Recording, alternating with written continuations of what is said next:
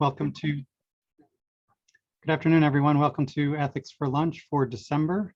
My name is Mark Hughes. I co-chair the Hospital Ethics Committee. As many of you are aware, Ethics for Lunch is our monthly session with the hospital community, sponsored by both the Johns Hopkins Hospital Ethics Committee and the Berman Institute of Bioethics. It's an opportunity to meet with community members, hospital staff, to discuss issues that arise in patient care. So today we're fortunate to have a team of spiritual experts to talk about discussions with terminally ill patients and how the role of faith and faith leaders impacts that. If we could have the share screen, Anne, I'll just let people know about CME. So for those that need continuing education credits, for CME purposes, you can use that text number 443-541-5052 and put in the code 38113. As you see here, none of our panelists have any disclosures, and our moderator today is going to be Ty Crow, the Director of Spiritual Care, so I'm going to turn it over to him. Thank you, Mark, and welcome to December Ethics for Lunch, traditionally been sponsored by also supported by Spiritual Care and our department here at Johns Hopkins Hospital. So it's a good time to be together, sort of as we close the year, looking at a case that contains elements related to the role of chaplain, related to religious issues and spiritual concerns. So again, our title this month is The Role of Faith Leaders in Decision-Making of the Terminally Ill. So if we can go to the next slide, Anne. So our objectives this afternoon are reviewing when it's appropriate for faith leaders to guide patients or family members toward medical interventions, knowing that they may prolong patient suffering. And the other objectives, I think there's more than one slide here, discussing permissibility of withholding. Wait, go back up. Sorry, Anne. Discussing permissibility of withholding advanced life support measures from terminally ill patients and allowing the process of natural death. And now I can hit the button. Addressing ethical dilemmas posed by the social, political, religious, cultural realities, considering the patient's values and their own theological beliefs. And then also the care team's role, defining the boundaries for the refusal of pain medication by faith leaders and or family members who are concerned that the medication may contribute to hastening death. Okay, so I want to jump right into this case here. This case that we're going to present to you all is a 56-year-old man, metastatic rectal cancer, who was previously treated at an academic medical center out of state. He's been hospitalized at JHH for 60 days following a palliative surgical procedure to create a diverting ileostomy secondary to small bowel obstruction. The goal of the ileostomy was to enable him limited oral intake or comfort. Prior to this, the patient has in recent months had multiple abdominal surgeries and currently has an ileoconduit to manage urine and a drain to manage an enterocutaneous fistula. The patient and his family were aware of the progression of his cancer and poor prognosis. There was great concern for additional abdominal abscesses and more imminently respiratory failure. The patient has intense pain, is followed by the acute pain service as well as palliative care service. The ethics team is consulted as the patient is continually screaming, "I want to die," in his native language, and it was unclear whether his screaming is due to pain or delirium. He was deemed to lack decision-making capacity while in the ICU earlier in this admission. There's no advance directives in his chart, but the patient's spouse and adult children are often present at his bedside. Patient is originally from Israel and is primarily speaking in Hebrew. He's Orthodox Jew by faith, and a grand rabbi out of state is primarily responsible for making medical decisions. including accepting and or refusing medical interventions and any update to his code status. Medical team believes that the patient is terminally ill, and some are of the opinion that he may die during this hospitalization. His faith-based decisions support aggressive management, and he remains full code.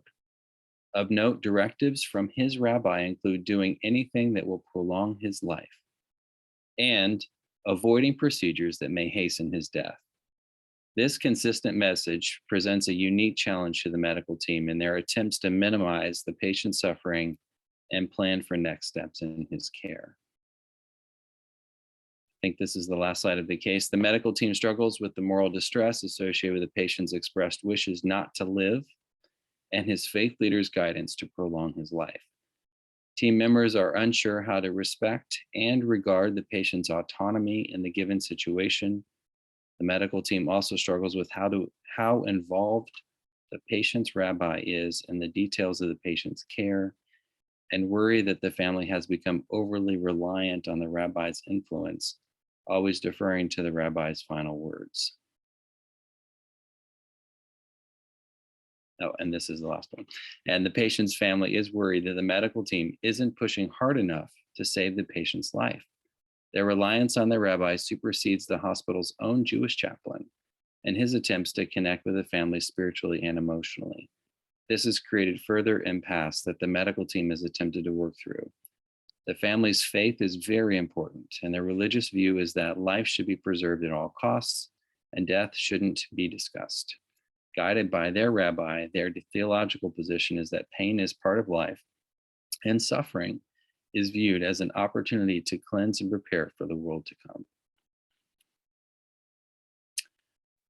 Okay, so our panelists today, we're really happy to have Naftali Rabinowitz, Sean Love, Tamika Milton, and Ashley Neal, and I would invite them to introduce themselves and their roles with the committee, and then to share their reflections on this case. And we can start then with Rabbi Rabinowitz.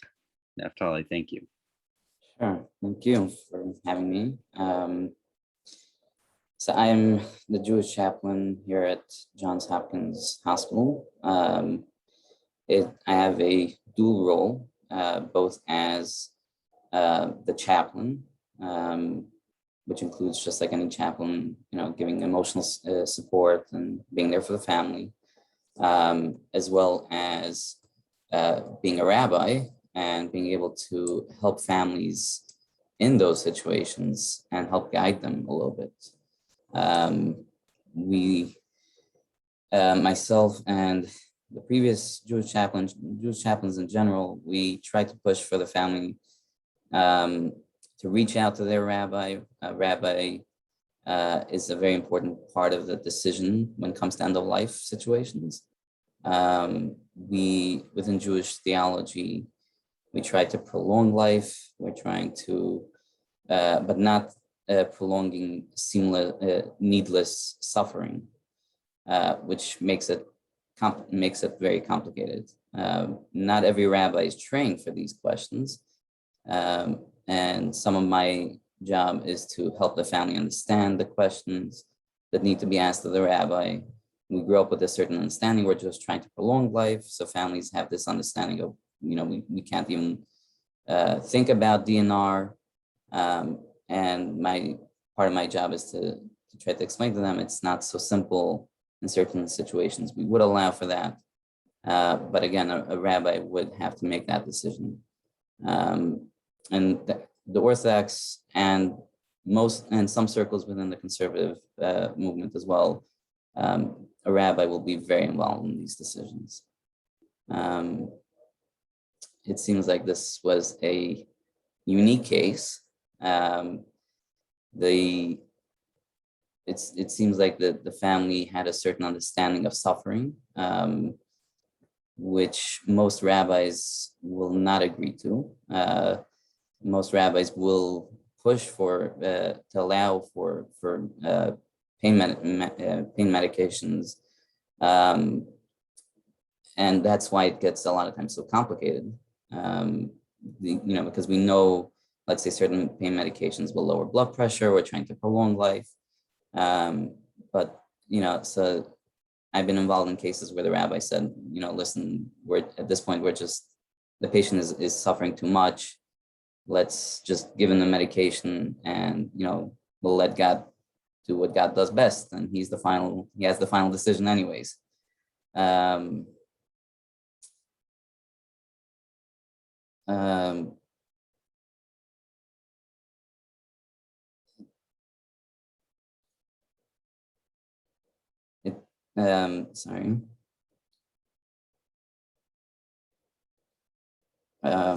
Yeah, so part again, like I stated previously, part of my job is to understand the medical side of things and to understand how things work and to think a little bit ahead of, if let's say if the family's thinking about dialysis, well, that can complicate things further down the line. So, trying to tell the family, you really need to reach out to a rabbi. It seems like this family was very adamant about having their rabbi involved in all their talks with the team, which is, I would say, unusual. Usually families will listen to the team and then maybe talk through with the rabbi and see what the options are. And then they come to the final decision and come back to the team and say, what should be done. It seems like this rabbi was more involved in that.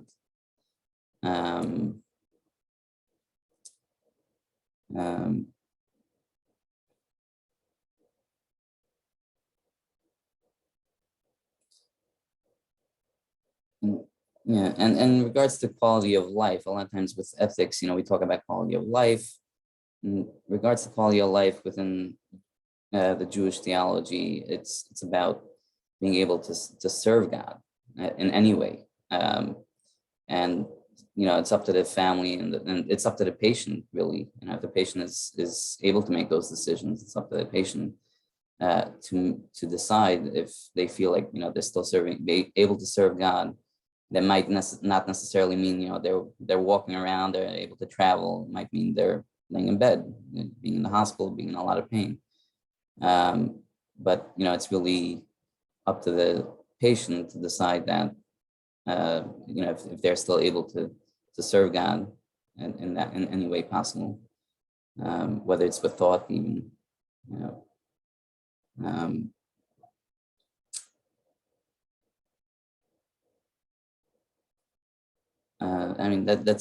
That's my initial thoughts about the case. Thank you. Yeah, thank you, Neftali. Appreciate that. We will have more time to come around for questions from the audience, but thank you for that. Dr. Love, would you like to share your thoughts, reflections on this? Absolutely. So I'm just going to introduce myself. I'm Sean Love.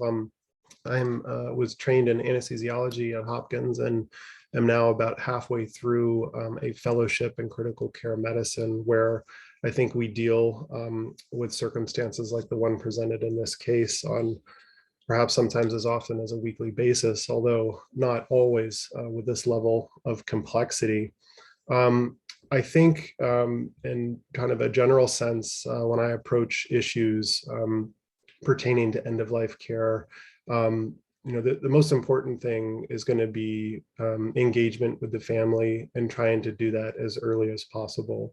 And I think what that often looks like is, if possible, at the bedside, but sometimes somewhat removed in quieter areas where we can be more reflective, to really try to introduce one another, introduce our large care teams and the multiple people involved in care with the patient, and have us go around and also introduce the family members and people who have some decision-making authority, and also others who they rely on for informing their decisions.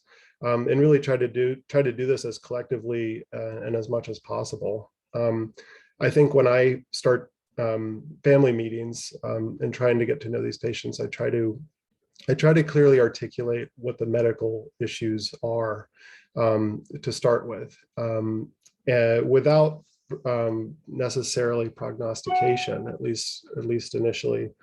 I think it's fair to say, on reflection of this case, that this patient was, not offered a curative surgery. They were offered and received what was a palliative procedure, meaning the creation of the ileostomy itself to essentially bypass this patient's large deemed unresectable cancer. And so, I think to some degree, they had already been involved with and gone down the path of palliation. Of course, to undergo that surgery requires identifying very clear outcomes and very clear goals. And I think that's another thing that comes up constantly and should in our discussions with patients. Why are we undergoing this surgery? What are the benefits we are hoping to achieve in undergoing this? This surgery that the patient had would not be considered life prolonging, and instead is mostly to address quality of life for the patient. And so, I think if sort of inheriting this case where it is as it's presented, I would probably start there and kind of go back to what was the decision to undergo this surgery, and kind of seeing that out of the notion of an act of kind of compassion for the patient and comfort and quality of life for the patient, and then considering where we are now. Of course, I think it goes without saying, but our medicine and technology and these things have evolved to the standpoint of, with intubation and respirators, advanced respirators, dialysis, incredible antibiotics, and a lot of medications to support blood pressure and physiology. We've advanced in medicine to the point of being able to sustain life, one could say artificially, for a very long period of time, if not in some cases indefinitely. And I think, I think this runs against or up against, historical norms, cultural norms, and even law, which have to kind of catch up to where we are now. And I think that's sometimes how a lot of circumstances like this emerge. I think just kind of the last thing I'll say is just in response to this notion of futility. And I think that that is perhaps a term that gets brought up around cases such as this, where we feel that the outcome is inevitable. This patient is in a process of dying from cancer, and will likely die due to either a complication of cancer or from something else in the interim. And this term futility gets thrown around a lot, but it's not something we as providers really have a clear definition of. And it's also something we should probably, I would argue, steer away from. And what I mean by that is, I think it's safe to say that futility in a generic sense is, defined as the absence of benefit. But there's no real consensus definition as to what that means medically. Some people have attempted to be more specific in the literature by saying futility requires that there be a goal, an action or activity aimed at achieving that goal, and a degree of certainty that the action will fail in achieving that goal. Others have tried to talk about different forms of futility, like physiologic futility, meaning like a treatment that can't achieve a physiologic aim, or qualitative futility, like a treatment that cannot achieve an acceptable quality of life, or one that liberates somebody from ICU needs.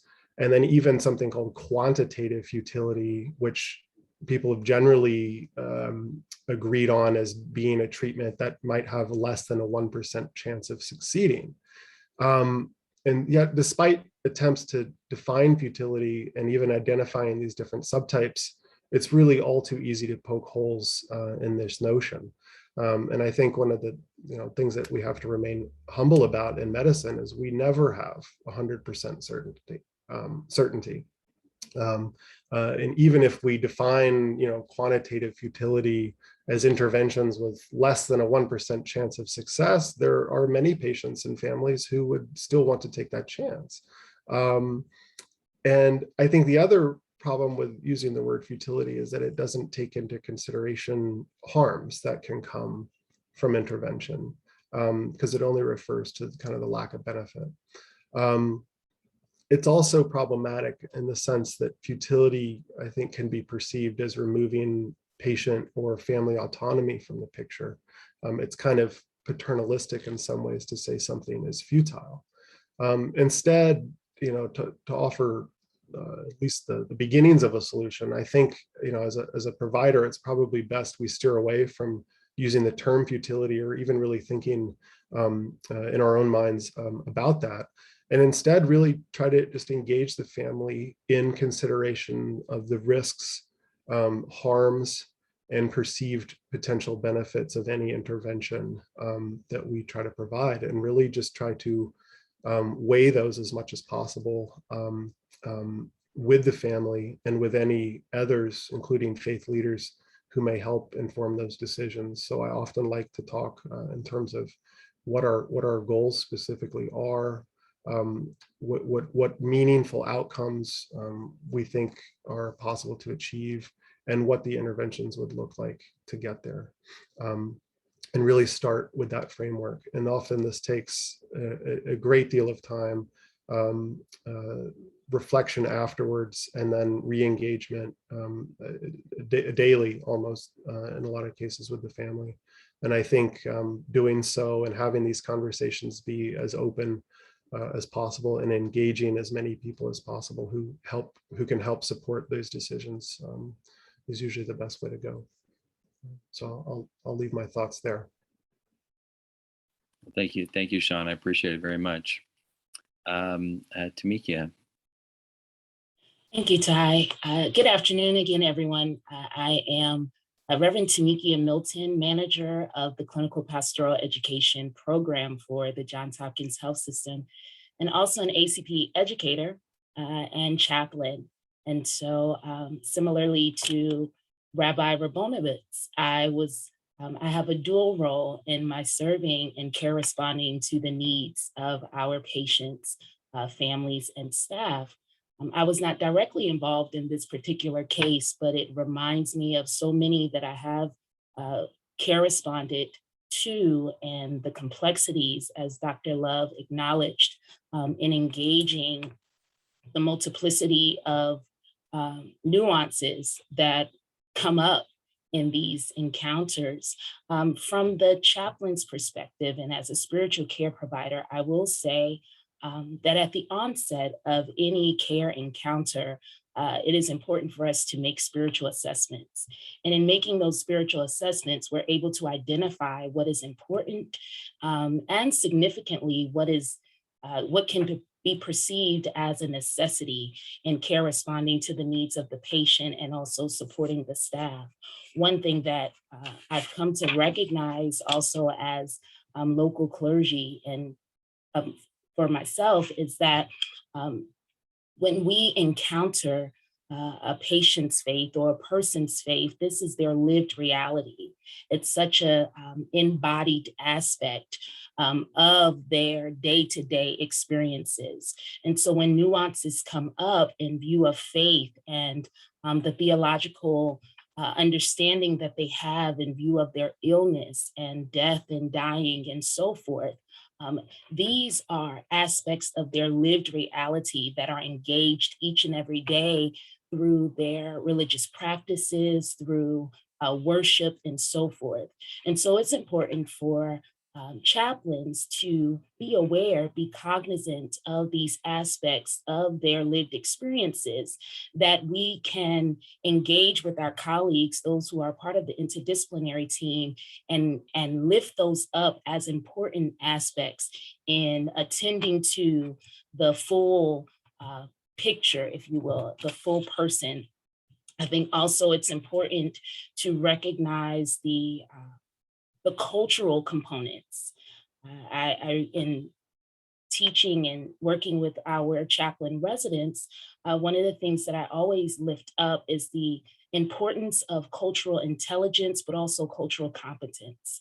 So it's one thing when we're talking about cultural intelligence to have the skills to relate effectively in diverse settings. And we know here at our healthcare institution that this is an ecumenical setting in view of faith.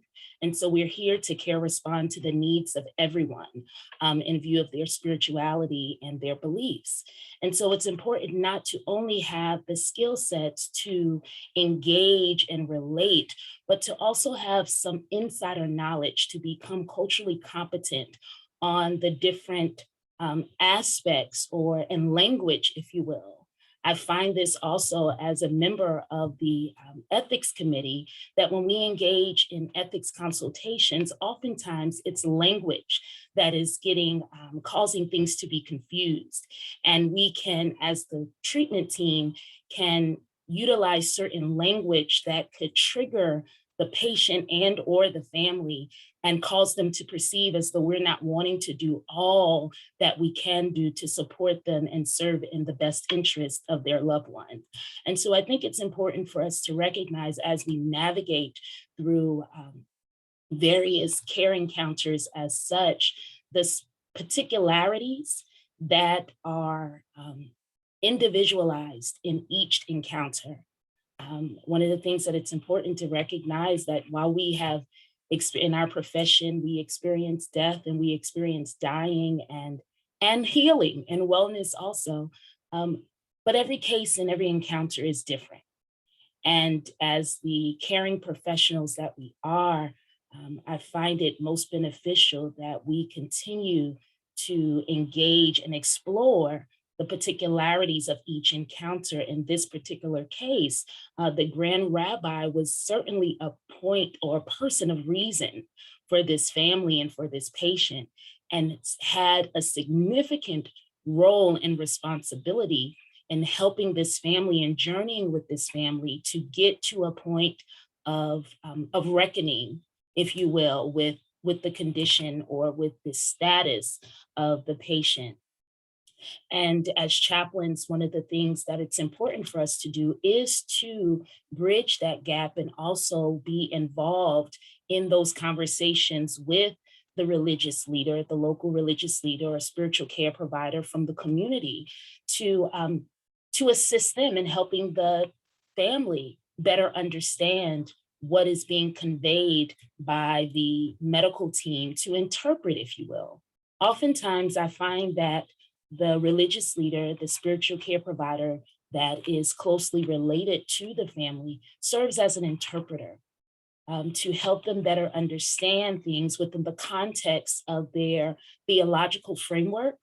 And it does not, let me emphasize this, it does not take away from the medical team's role and responsibility, but I always find it to be of great benefit to the team at large when we can have those lines of communication that are clear, and that every person that is involved in the treatment plan and in the care of the patient, that each person has a voice at the table. And so I appreciate hearing Dr. Love acknowledge the importance of family meetings and being able to have clarity about everything that is important in care responding to the needs of the patient and the family. And so that's what I would offer in view of this case, and I look forward to further engaging. Thank you. Thanks, Tamika. Ashley? Hi, I'm Ashley Neal, and I am a critical care nurse at our East Baltimore campus. My perspective on this, would be my role as the patient's nurse. And as many people before me have referenced, supporting patients and families through end of life is something we do fairly regularly. But this case seems to pose some uniquely complex and distressing points that you may see as part of the medical care team. What stands out to me particularly would be navigating, honoring that patient's wishes, honoring their dignity, and not losing sight of what that may do as the person who feels like they're partaking in prolonging suffering. This is a question I think that deserves a great deal of thought, and there's a really great group of people here to talk through that. The other thing that stands out to me is what it would feel like practically to have a decision-making tree that involves someone that's not present. The nature of many of our patients in the ICU requires moment-to-moment decision-making. I think there's a really big difference between discussing directives and medical wishes with a faith leader versus using a faith leader as a healthcare agent, and what that looks like to the people directly caring for this patient. And I think that's where I will leave off.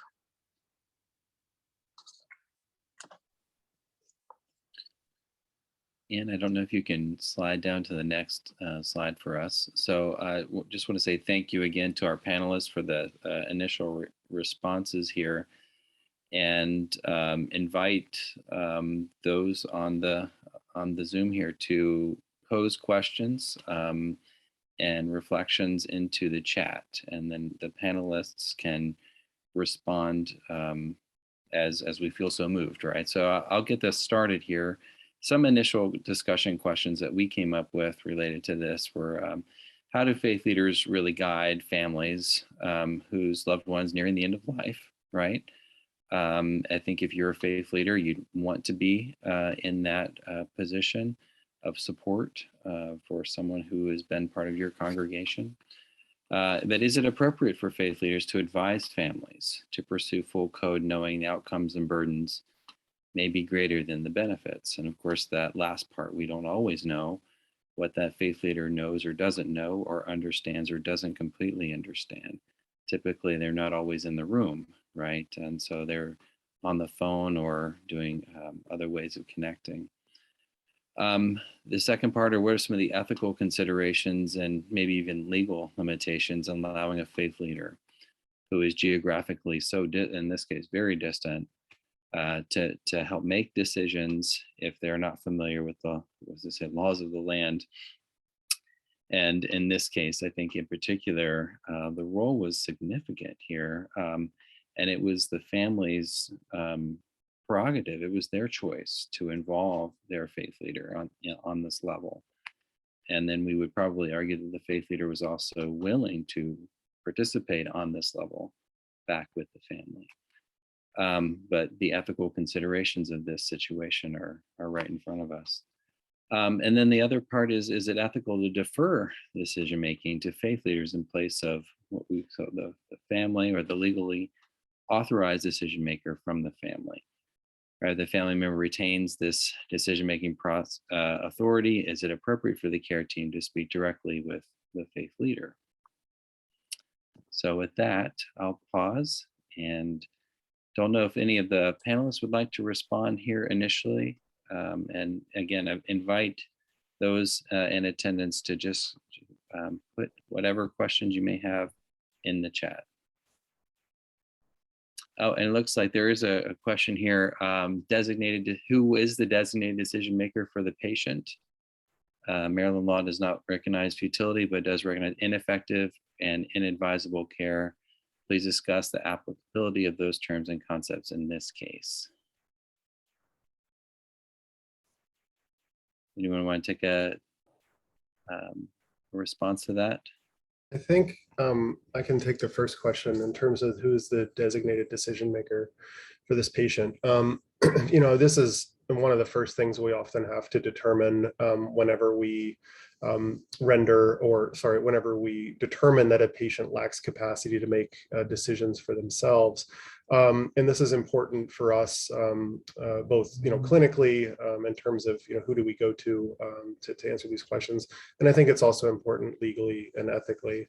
And there often has to be one person who is considered the decision maker in these cases. And I think Maryland, I'm not a lawyer, but I think Maryland law is fairly consistent with other states and statutes, such that in these circumstances where an advanced directive has not been presented or completed, the surrogate decision maker, there's a hierarchy for this, and first it goes to the spouse. Then I think second, if the spouse is unavailable, it's the child of the patient, and third being the parent of the patient, fourth being an adult sibling of the patient, and then fifth being somebody else who actually, I think in some cases has to produce a written document stating that they are a close friend or relative who over time has had sufficient contact with the patient to be able to try to make decisions for them on their behalf. And it really is this hierarchy that we follow.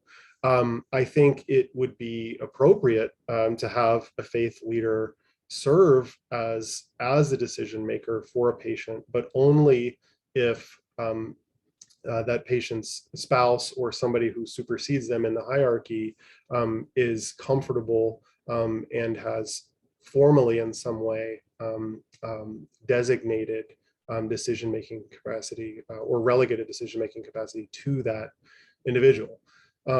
That said, I do think this case again presents a unique challenge, especially in the setting that, as it sounds like, the faith leader is not present at the bedside, is not able to be, and in fact is out of state or out of country.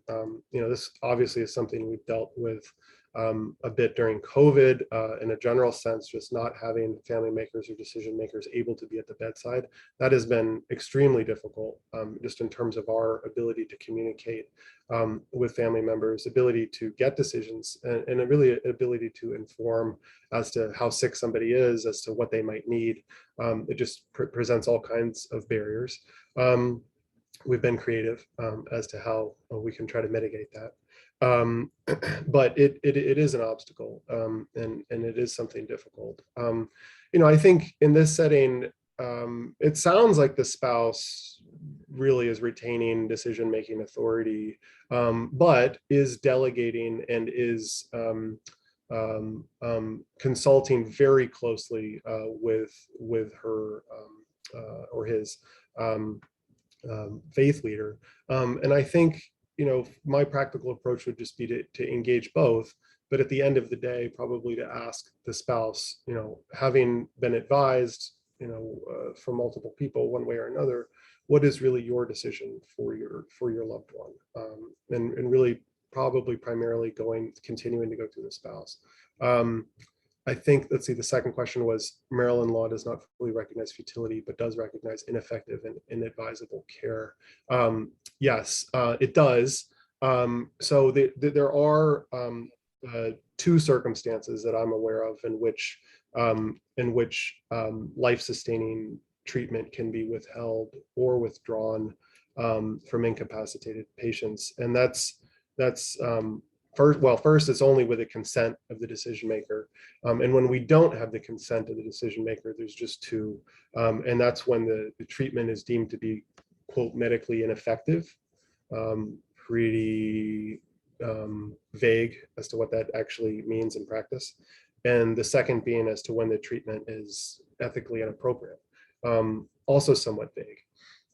I think one of the unfortunate circumstances around this kind of thing and law, state law in general, has been that there is such a degree of vagueness around these terms that oftentimes a lot of providers feel uncomfortable, even when they are perhaps supported by the law in their decision making.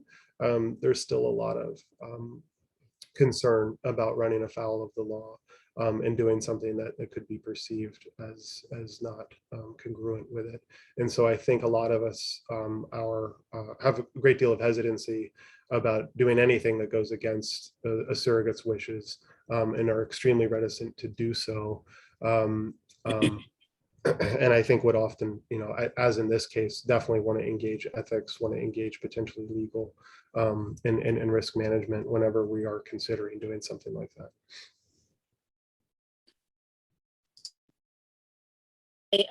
I wanted to speak a little more about this idea of capacity, and I appreciate that, Dr. Love.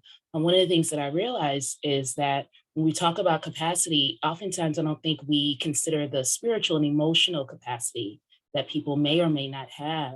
And understanding the role of the chaplain, we're able to make those assessments throughout kind of our care responding journey with the family and with the patient, to see what they are theologically and understanding their illness. So I'll emphasize that we're not solely called upon to be present at the end of life, but we seek to journey, throughout the whole entire time with that patient and with that family to give us a better understanding. So when we get to these points in time, or if we get to these points, as we saw in this case, that we're able to make informed decisions and help the treatment team understand possibly why the challenge and the resistance may be presented as it is because of the theological framework or the lack of spiritual capacity to fully engage in a healthy way, I'll say, all that is taking place. So oftentimes there is kind of limitations in an individual's spiritual capacity and emotional capacity, feeling responsibility. One of the things that I find is that when families have to make these hard decisions and choices to either, make the decision to discontinue any life-preserving measures or things of that nature, they feel as though they're giving up. Not only are they giving up on their loved one, but they're giving up on God, or the God of their understanding. They're giving up on what they believe about the sacred and the holy. And that is hard. That is hard to consider and to take into account. And so when we're thinking about the limitations and the capacity that people have, our role as chaplains in making these assessments and journeying alongside the family really helps us to gauge where individuals are, to again assist our colleagues within the treatment team to better understand kind of where the family and the patient is coming from. Thanks for that, Tamika. I agree, and I would probably just add that in this particular case too, that there is such a spiritual importance to hearing the voice of your faith leader and following it.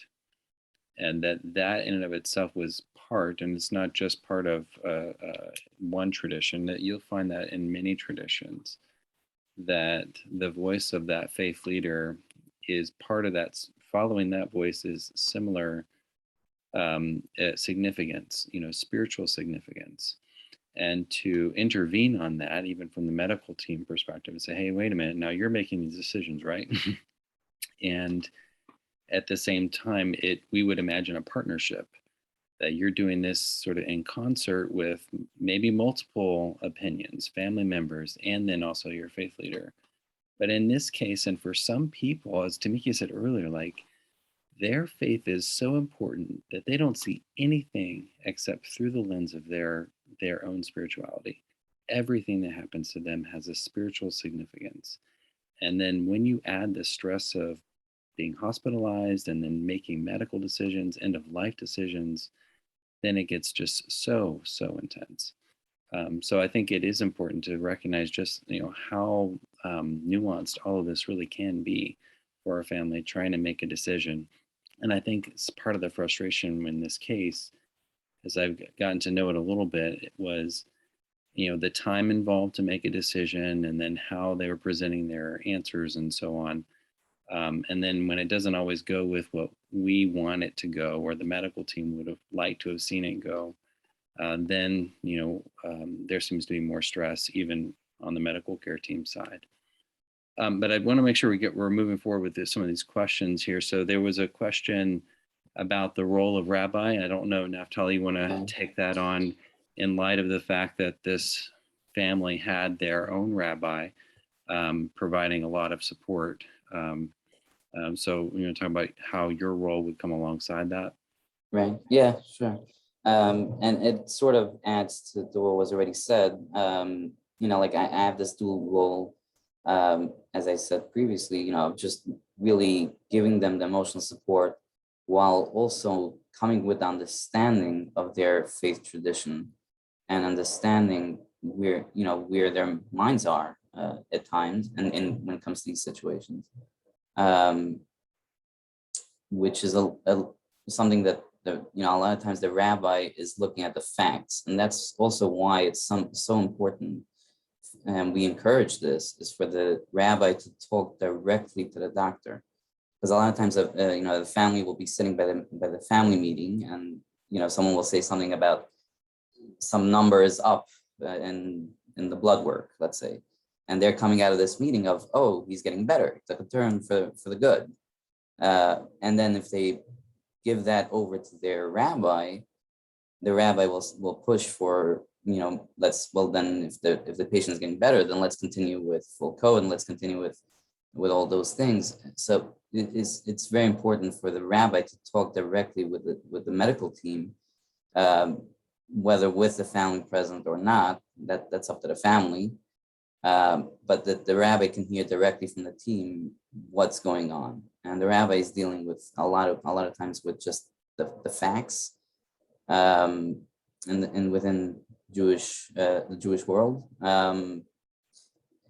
So my job is also to sit there with them emotionally, as well as being able to just guide them in understanding what the questions that they need to ask to the rabbi. It's that bridge of knowing, okay, you know, if we're going to intubate this patient, we are going to have trouble extubating because we don't extubate if the ventilator is doing more than 50% of the work. In Jewish theology, we consider that as the person's lungs, and by extubating at that point, it's, you know, it's hastening the death. So it's some that we're thinking ahead of, you know, this is something that your rabbi really needs to tell you if it's the right choice for you. It could just complicate things. It's not just being able to, you know, like my job, and I think it's the job of every chaplain. You know, we're not here to preach to the patient. We're not here to tell them, oh, this is what you have to do by Jewish law. I'm here to tell you what the questions are based on Jewish law, and then you know, I'm advising you to go and ask your rabbi based on that. You know, what should we do? And reaching out to their rabbi a lot of times and just talking to him directly, as well as if the rabbi, you know, like I mentioned earlier, not every rabbi is trained for these questions. A Jewish chaplain's job is to know which rabbis are, you know, especially the world-renowned ones, and being, you know, having their numbers and being able to connect with them. And if a family has a rabbi who is not comfortable with answering these questions, and it's just, you know, by default saying, you know, well, then let's continue with aggressive treatments because, you know, he doesn't feel comfortable with saying, you know, let's withdraw the life-sustaining measures, you know, and so then my job is to help the family understand, you know, there are rabbis that could help you out. If you're comfortable with, you know, we can put you in touch with, you know, there's in Baltimore, there's Rabbi Heinemann, who was a world-renowned rabbi. There's Rabbi Berger, our former Jewish chaplain, Rabbi Shore, is very knowledgeable in these things, and helping them help guide the family in these situations while not telling them this is what must happen, which is not a chaplain's job. I appreciate that, and I think to also just add here briefly that, you know, in most cases, a professional chaplain will want to support the relationship that the patient already has with their faith group, with their faith leader, knowing in most cases, right, you'll return back, you'll be discharged and you return back to that group, and we want those ties to be stronger. As a chaplain, I'm here for a sliver a moment, really, in your life. It could be very intense, but this is our time to connect. And that I also would make a blanket statement that most faith leaders, I would assume all, are coming with good intent, right? They're wanting to be helpful and supportive. And there's a huge gap in understanding what happens in a hospital. And I think that's part of maybe future discussions or ways in which community engagement interacts with faith leaders around in a community, and how we support and how we understand some of the medical challenges and places where your congregants could be in our hospital, and this is what they may face, and how do we support that going forward. So even your work here, Naftali, with that rabbi back and forth to be in some communication would be desired, right? The goal would be to just completely help this family. Okay, Tamika, I are was, you going to add, or are we going to go to the next one? sorry, I just wanted to say one more thing. Actually, two more things quickly. Sorry. So the other thing is also, as the Jewish chaplain, I'm here to also help the team understand as well where the family is coming from and what their theology is, and how to sometimes word things in a way that they'll understand better, instead of saying, this is futile, or this is, there's not a lot of benefit to this. Rather saying, this is harmful, this is something that's going to hasten death, things like that. That's some of my job, is to also help the staff understand, the team understand, in having those discussions. The other thing I just wanted to say is also, once within Jewish tradition, I think it's within a lot of traditions, once a family will reach out to a rabbi, they will follow whatever the rabbi says. And that being said, a lot of times families will be very hesitant to reach out because they're afraid of what the outcome might be.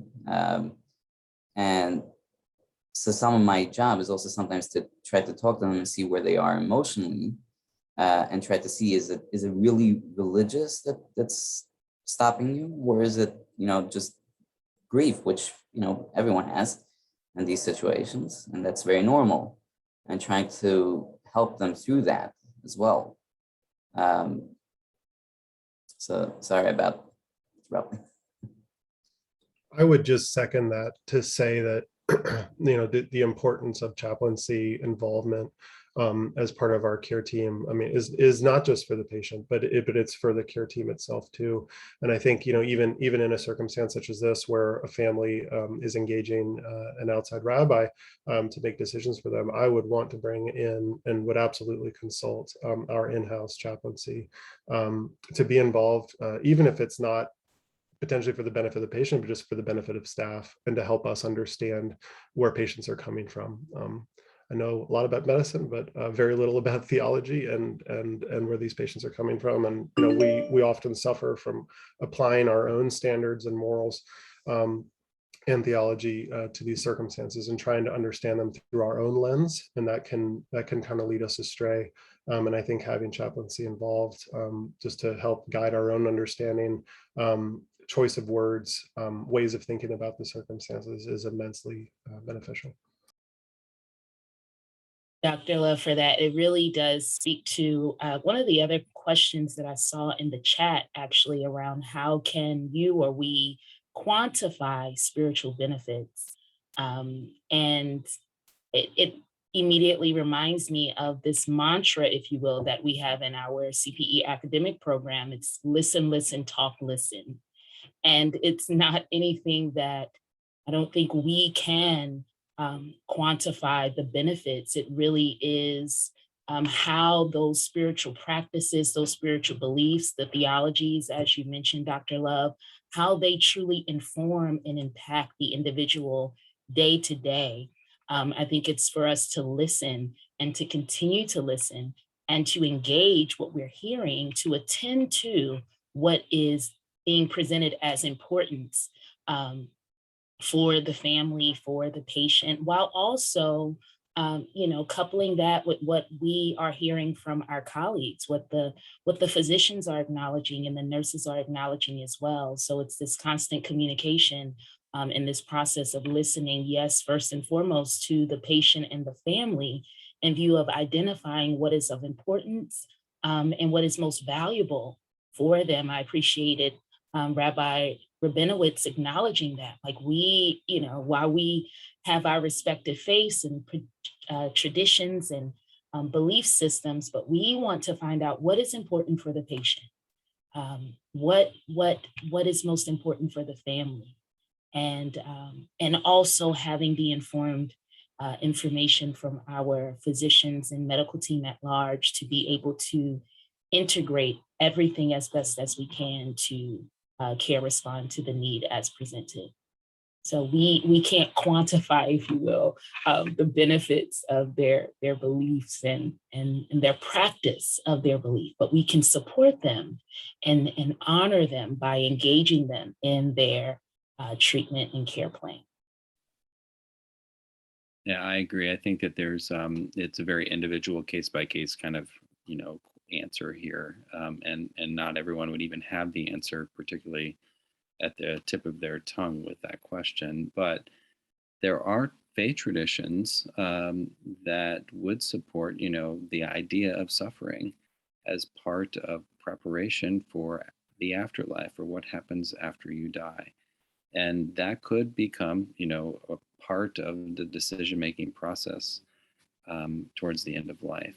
And again, I think it's more comes through the conversation with the family, trying to pull some of that out and how they're going to make decisions. We have about 4 minutes left, and I see a few other, we can continue to take these in order. And I don't know, Sean, if you're typing there an answer to David Myers, but certainly I can read it here. Did the patient have decision-making capacity prior to the 60 days in the hospital, such as his wishes might have become known and used as determining next steps? For example, deciding to have the multiple prior surgeries mentioned in the history. When the patient asked to be allowed to die, how vigorously were attempts made to determine whether that represented his actual wishes and whether he expressed these wishes knowing it went against his rabbi's wishes? After all, is in the goal to carry out the patient's wishes to the best of the decision maker's ability to know what that is. Yeah, so I think this question fundamentally gets to whether or not the patient has capacity. Certainly, if they have capacity, all decision making is going to come from the patient. But determining that if somebody has capacity is very difficult. I think there actually was a comment in the other chat box earlier by Alan Eason, who actually stated what kind of the criteria are to be said to have capacity, and that's to one, as said here, understand their medical condition, understand their treatment options, and then be able to weigh risks and benefits thereof, and to be able to come to kind of reasoned, rational conclusions. Capacity assessment is a pretty subjective thing. I mean, those are the requirements for capacity. And I think, under the circumstances in this case, the patient was deemed to lack capacity. And if that's the case, we have an imperative to rely on the decision maker, the surrogate in this case, to make decisions. I think that, creates extreme stress for staff when or if there's any ambiguity around capacity, and especially when somebody such as as stated in this case is expressing themselves either clearly or from a delirious state an intent to die. And I think that just compounds the complexity and kind of moral distress that can be experienced by the team. But yet again, I think it all gets down to a matter of, does the patient have or does not have capacity? And I think if there's disagreement around that, certainly requires a lot of and potentially some external consultation, having multiple providers assess and agree either with the lack of capacity determination or disagree. And if there's disagreement, it honestly would probably work its way up to the unit director, and if not above them, up to hospital kind of level decision making. And I think that's incredibly important. And it's also important that we readdress capacity, because somebody can lose capacity and quickly regain it as well. And so I think that's something that if a patient's deemed incapacitated, we have to be assessing at least on a daily basis whether or not they truly remain incapacitated. And I imagine that there's quite a lot of gray area in that. Well, thank you, Sean. I'm aware we're at 1 o'clock, but I don't know if we're going to take the last minute here.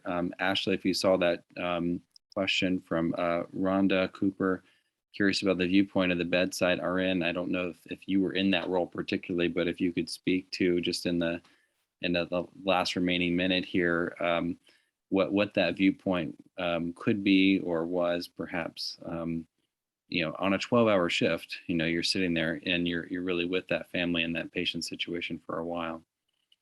Yeah, absolutely. And thank you, Rhonda. I really value everything that everyone said in terms of how important it is to include family, include patients, respect people's faith traditions. And that's something that I think that we do for each individual, whether it's faith-based or not.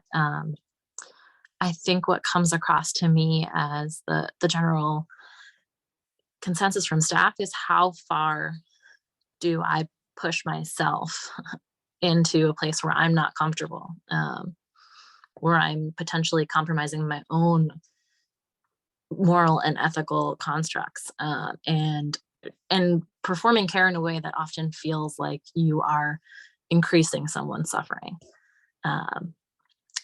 And I think that was the biggest stressor to the bedside staff in this case. Well, I know that we are 2 minutes beyond our time boundary here, so I want to honor that for everyone, and really want to say another word of thanks to our panelists, Ashley, Naftali, Tamika, and Sean. Thank you so much for joining us for this ethics moment. Obviously, we have these discussions, and we know there's a lot more to have. And so I hopefully this was an experience that will generate more conversation going forward. Thank you, Dr. Hughes, Dr. Rushton, for sponsoring this. And I don't know if there's anything further to say before we conclude. Mark, is there anything we're supposed to say before we conclude? Happy holidays. Happy holidays. Happy holidays.